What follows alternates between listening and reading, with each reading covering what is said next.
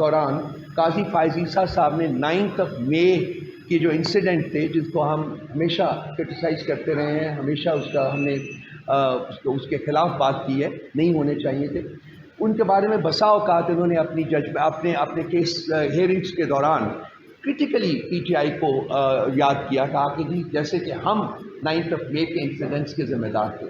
तो इससे भी उनका बायस जो है वो खुल के सामने आता है। जब इमरान खान साहब के केसेस लगे हुए थे नैब अमेंडमेंट बिल में, तो आपको पता है ये 184(3) का केस था, और तमाम केसेस जो 184(3) के होते हैं वो लाइव स्ट्रीम होते थे। लेकिन जब इमरान खान का केस जो सुना 184(3) जब लगा, 84(3) के तहत जब लगा, तो उसको लाइव स्ट्रीम नहीं किया गया। ये भी एक पेटेंटली बायस्ड अप्रोच जो है काजी फायज ईसा साहब की, वो सामने आती है। इसके अलावा काजी फायज ईसा साहब की बेगम साहबा ने बसा औकात खान साहब के बारे में इंतहाई गैर मुनासिब अल्फाज इस्तेमाल किए।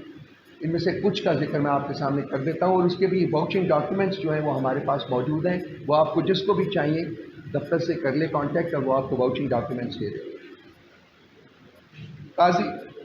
काजी फायज ईसा साहब की बेगम साहबा ने, मैं आपको साथ साथ दिखाता भी जाता हूँ ताकि आपको पता चल जाए, raised doubts regarding Imran Khan's money trail in Bani Gala residence case.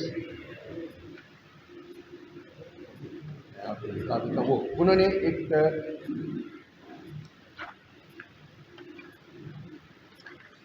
Justice Isa's wife casts doubts over PM's Bani Gala money trail. बाकी अखबारों में भी आए सारे, उनका पूरा इसमें इसकी सारी डिटेल्स मौजूद है। ये सरीना ईसा साहिबा ने, इसके बाद उन्होंने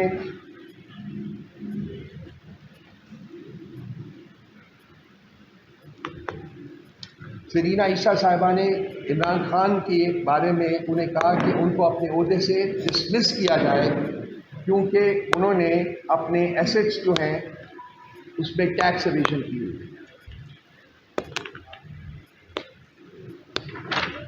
Justice Isa's wife seeks PM Imran Khan's removal. इसमें पढ़ लीजिए, सारा कुछ इसमें डिटेल्स लिखी हुई है।